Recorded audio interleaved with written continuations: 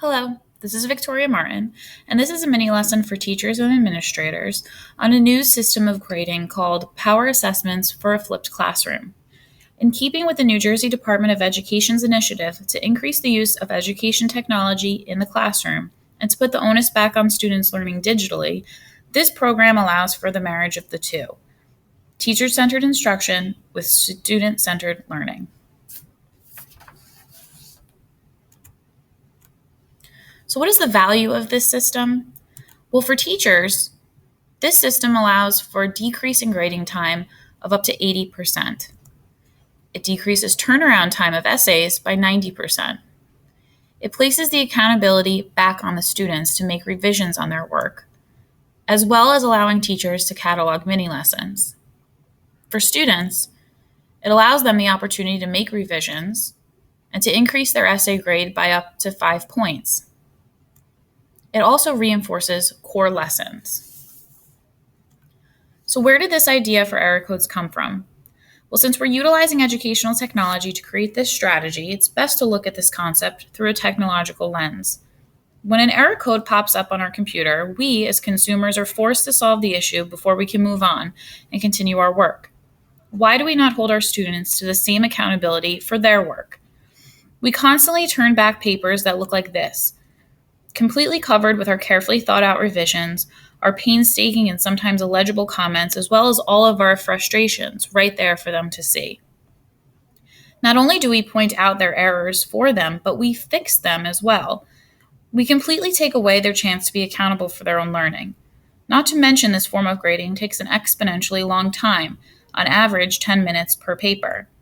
So why don't we change with the times and flip this style of grading on its head? It's time to place the responsibility of learning back on our students. Rather than doing their work for them, we can show them the way to their success and give them the freedom to further their own education. So here's a list of commonly seen errors in our students' formal essay writing. They've been broken into 3 categories: technical, formal, and content-based errors. Each error has been given a code labeled for that appropriate category of which they fall under. This and only this is what you will use to grade your students' essays. All you need now is a computer and a highlighter. Forget the stacks of papers, forget the red pens that always run out of ink when you need them the most. This is a streamlined strategy of grading that will cut down the time you spend on assessing formal essays by 80%. So what does this look like from the student's perspective? Every student will receive an error code sheet where you will highlight the errors which affected your experience of reading their essay the most. Here you see I've only highlighted 4. Now you may be tempted to highlight all 20. However, only highlight those that you feel greatly affected their paper and thus your understanding of their conceptual ideas. This second image is how the grade is conducted. I include 1 or 2 notes of praise and 1 or 2 notes of possibility for their writing. The actual grade is subject to your own discretion. However, it is calculated through these 3 categories as well as an overall average.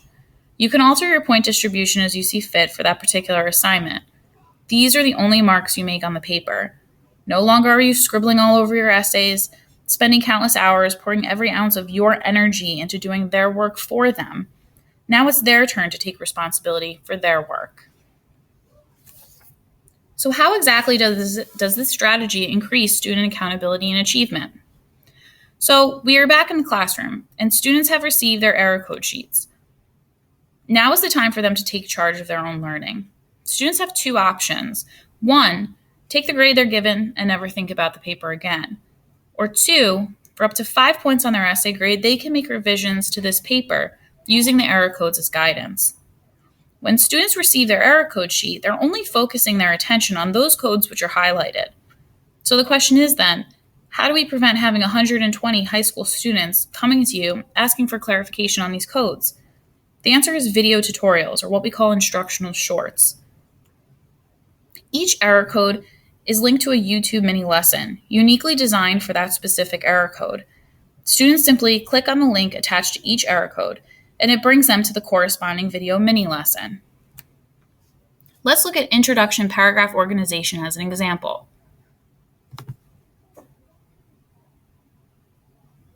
Hey everyone, This is Mrs. Martin here, and we are going to talk about introduction paragraph organization. So if this was highlighted on your error code sheet, you want to make sure that you watch this video in its entirety.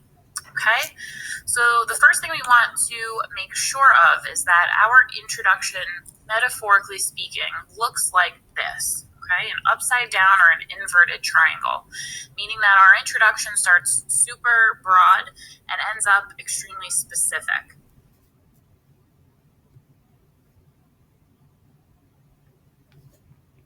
Now, as a teacher, you may print out the error code sheets and still complete those by hand. However, digital copies with attached links will give students a quick option for accessing the mini lessons effortlessly. All YouTube videos can be accessed at any time by subscribing to my YouTube page. There are unlimited possibilities for this strategy of assessment and learning. In math and science, students can view a quick 2-minute video of their teacher explaining a confusing equation so they can better complete their homework that night. In history, an instructional short can be used to explain the historical background of the Renaissance era before students will have to write about it in class the next day. The possibilities are endless and applicable across all concentrations with this strategy.